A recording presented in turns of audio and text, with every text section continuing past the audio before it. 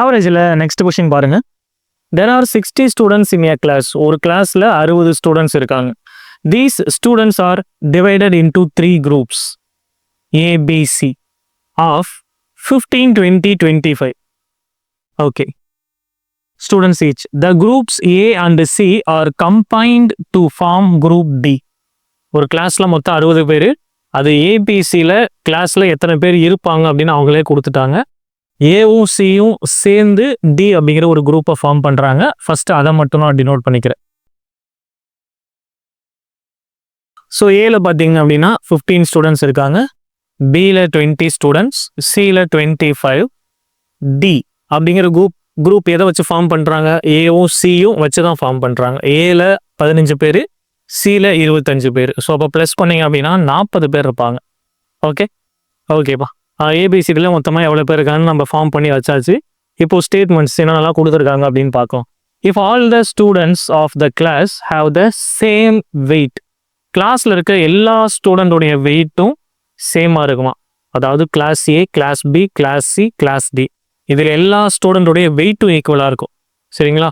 Strength வந்து ஈக்குவல்னு சொல்லக்கூடாது, weight தான் ஈக்குவல்னு சொல்லியிருக்காங்க. இங்கே 15 பேர், 20 பேர், 25, 40 இவங்க எல்லாமே இண்டிவிஜுவலாக ஒவ்வொருத்தரும் 100 கிலோ இருக்க மாதிரி கணக்கு. சரிங்களா? அதான் மீன் பண்ணுறாங்க. அப்படி கொடுத்துட்டு which of the following is false, எது ஃபால்ஸ் அப்படிங்கிறது தான் நமக்கான கொஸ்டின். இப்போ ஃபர்ஸ்ட் பாருங்க statement. The average weight of all the 4 groups is same. Correct தானே? ஸோ ஒவ்வொரு கிளாஸுடைய வெயிட்டும் ஈக்குவலாக இருந்துச்சுன்னா ஆவரேஜ் வெயிட் என்னவா இருக்கும்? நமக்கு ஈக்குவலாக தான் இருக்கும். ஸோ இப்போ ஃபர்ஸ்ட் வந்து பார்த்தீங்கன்னா ஆக்சுவலாக கரெக்டு, நமக்கு எந்த மிஸ்டேக் இல்லை. ஒவ்வொரு கிளாஸ்லையும் ஒவ்வொரு ஸ்டூடெண்டோடைய வெயிட் 100னா அதனுடைய ஆவரேஜ் வெயிட்டும் எல்லாத்துக்கும் 100 தான் இருக்கும். First one correct. ரெண்டாவது பாருங்க, total weight of A and C is twice that of B அப்படின்னு சொல்லியிருக்காங்க. ஏவும் சியினுடைய டோட்டல் வெயிட்டு பிக்கு ட்வைஸாக இருக்கும் அப்படின்னு சொல்லியிருக்காங்க. அப்போ இங்கே கவனிங்க, ஏசி.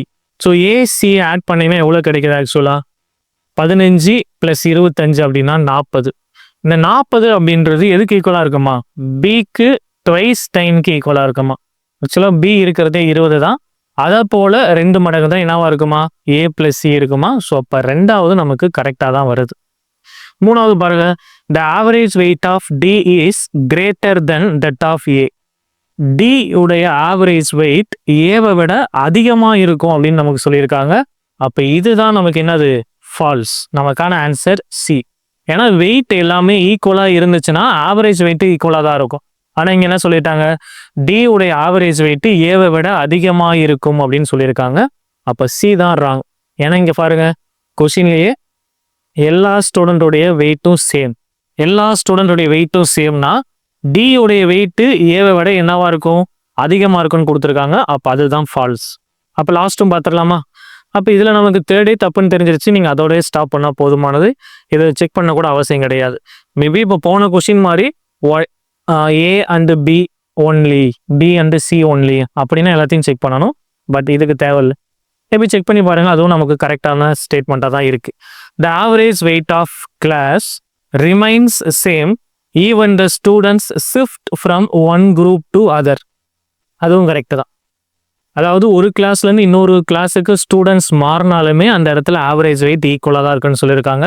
டெஃபினெட்லி நமக்கு ஈக்குவலாக தான் இருக்கும். ஏன்னா எல்லா கிளாஸுடைய வெயிட்டும் ஈக்குவல்னு சொல்லிட்டாங்க. இப்போ ஒரு கிளாஸ்லேருந்து இன்னொரு கிளாஸுக்கு மாற்றினாலும் அந்த ஆவரேஜ் வெயிட் நமக்கு மாறாது, அப்படியே தான் இருக்கும். அப்போ இதுக்கான ஆன்சர் என்ன அப்படின்னு பார்த்தீங்கன்னா சி தான் கரெக்ட் ஆன்சர். சரிங்களா? மற்ற மூணுமே நமக்கு என்னவா இருக்கும்? கரெக்டாக இருக்குது. சி ஃபால்ஸ் ஆகுது. அதனால இதுதான் நமக்கான ஆன்சராக இருக்கும். ஓகே.